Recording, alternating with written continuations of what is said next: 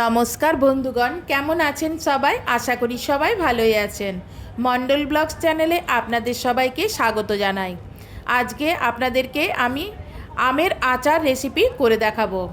তা এই আমটা আমার মোটামুটি আছে 2.5 কেজি মতো।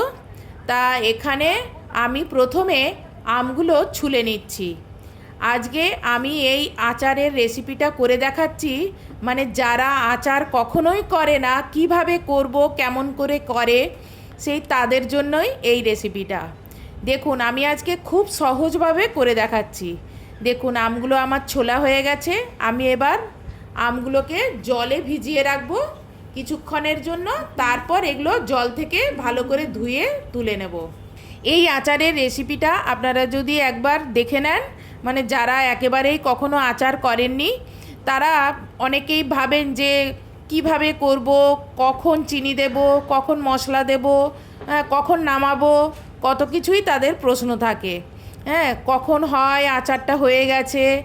দেখুন, আজকে যেভাবে আমি আচার তৈরি করে দেখাবো, এটা কেউ যদি মোটামুটি এই সবজি কাটতে জানে এবং গ্যাস জ্বালাতে জানে, তারা এই আচারটা খুব সহজেই করে নিতে পারবে, আর কিছু রান্না না জানলেও চলবে। দেখুন, প্রথমে আমি আমগুলো জল থেকে তুলে নিয়েছি।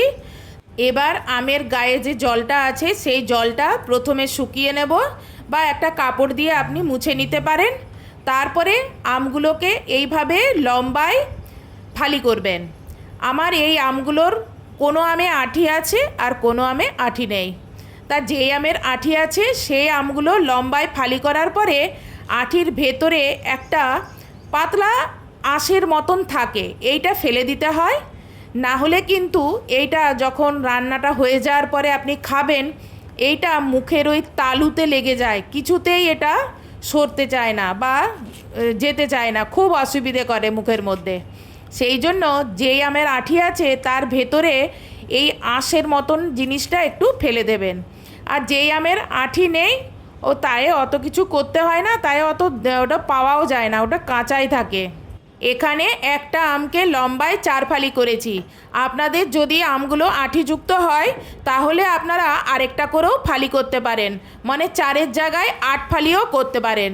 চলুন এবারে রেসিপিটা কত সহজ আপনাদেরকে দেখাই। দেখুন, প্রথমে একটা পাত্র নিলেন। আমি এখানে একটা কড়া নিয়েছি।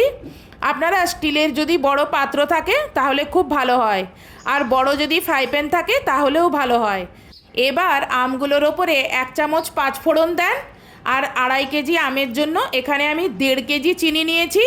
আপনার যদি আম মোটামুটি মিষ্টি থাকে তাহলে আর একটু কমাতে পারেন, মানে 1200 চিনি দিলেও হবে। আমি এখন হাফ চিনি দিলাম, আর হাফ পরে দেব। এবার অল্প একটু লবণ দেন, আপনার কম বেশি হোক যাই হোক, একটু লবণ দেন। আর 2টো শুকনো লঙ্কা দিলাম, দিয়ে এবার গ্যাসটা জ্বালিয়ে কড়াটা বসিয়ে দিলাম, দিয়ে এটাকে ঢেকে দেন। দেখবেন কিছুক্ষণ পরে চিনি অল্প অল্প করে গলতে থাকছে।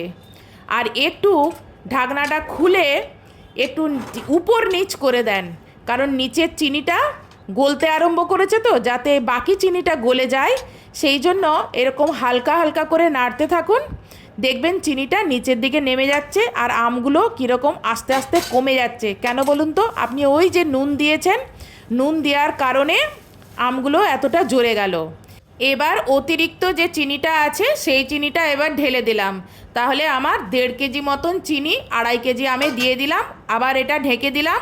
কিছুক্ষণ পরে ঢাকাটা খুললেই দেখুন চিনিটা পুরোপুরি গলে গেছে।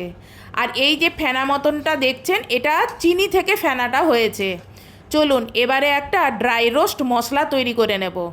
একটা ছোট বাটিতে 3টে শুকনো লঙ্কা, 1 চামচ 5 ফোড়ন, 1 চামচ গোটা জিরে, 2 চামচ ধনে, 2 চামচ মৌরি আর হাফ চামচ মেথি নিলাম। দিয়ে এগুলো গ্যাসে হালকা করে গরম করে ঠান্ডা করে এটা গুঁড়ো করে নেব। এখন যদি বেশি ভাজা করে নেন, গন্ধটা যদি এখন চলে যায় আচারে, পরে আর দিলে এটা গন্ধটা হবে না। সেই জন্য হালকা করে একটু গরম করে তারপর নামিয়ে ঠান্ডা করে এটা গুঁড়ো করে নেবেন। দেখুন, দূর থেকে দেখাচ্ছি আম কত ট্রান্সপারেন্ট হয়ে গেছে আর কত গাঢ় হয়ে গেছে। এবার আমি গ্যাসটা বন্ধ করে দেব, আর এদিকে মশলাটা ঠান্ডা হয়ে গেছে, মশলাটা আমি গুঁড়ো করে নেব। দেখুন এই রকমভাবে গুঁড়ো করবেন, একটু হালকা করে দরদরা থাকবে সেরকম টাইপের গুঁড়ো করবেন। দিয়ে এখান থেকে মশলাটা আমি প্রয়োজন মতন, মানে এখানে আমি 2 চামচের মতন মশলা দিলাম, বেশি এক গাদা মশলা দেওয়ার দরকার নেই। এই মশলাটা আপনি পরে যে কোনো সবজি রান্নাতে ব্যবহার করতে পারবেন, ডালে ব্যবহার করতে পারবেন। আপনাদের জানা আছে আচার তৈরি করার সময় চিনিতে যদি এত ফেনা হয়, কি করলে ফেনাটা মানে কাটবে, সেটা কমেন্টসে যদি একটু কমেন্ট করে জানান তাহলে খুব ভালো হয়। আমি মশলাটা ভালো করে মিশিয়ে নিয়েছি, মিশিয়ে নিয়ে আর এটাকে নামিয়ে নিলাম। অনেকেই দেখি বলে গরম অবস্থাতেই আচার নাকি কাচের পাত্রে ভরা চলবে না, কিন্তু আমরা যেখানে আচার তৈরি করতে যেতাম সরকারি একটা সংস্থায়, সেখানে দেখেছি আমাদেরকে গরম গরম আচারটা তৈরি করে গরম গরমে কিন্তু কাচের পাত্রে ভরে নিতে বলে, আর বাড়িতে এসে ঢাকনাটা খুলে ঠান্ডা করতে বলে। তাই আমিও পরিষ্কার করা কাচের পাত্রগুলো রোদে শুকনো করে এই গরম অবস্থাতেই আচারটা আমি এর মধ্যে ভরে নিলাম, আর ঢাকনা খোলা রেখে এটা ঠান্ডা করব, তারপরে এর ঢাকনাটা লাগিয়ে নেব। এটা আপনি রোদে দেওয়ার ঝামেলা ছাড়াই সারা বছর কিন্তু এটা রাখতে পারবেন, এটা কিন্তু নষ্ট হবে না। দেখলেন তো কত সহজ আজকের এই আচারটা। যারা কখনো আচার তৈরি করেনি তারা যদি আজকে আমার এই ভিডিওটা দেখে থাকে, তাহলে এক্ষুনি বাজার থেকে কিনে এনে এক্ষুনি এই আচারটা তৈরি করুন, আর খেয়ে দেখুন কত সুন্দর হয়েছে এই আচারটা। এই রেসিপিটা যদি ভালো লেগে থাকে তাহলে ভিডিওতে লাইক, কমেন্টস এবং শেয়ার করবেন। আর আমার চ্যানেলে যদি নতুন হন, আমার নতুন নতুন ভিডিও দেখার জন্য আমার চ্যানেলটি সাবস্ক্রাইব করবেন। আর ফেসবুক থেকে যদি দেখে থাকেন তাহলে ফেসবুকটি ফলো করবেন।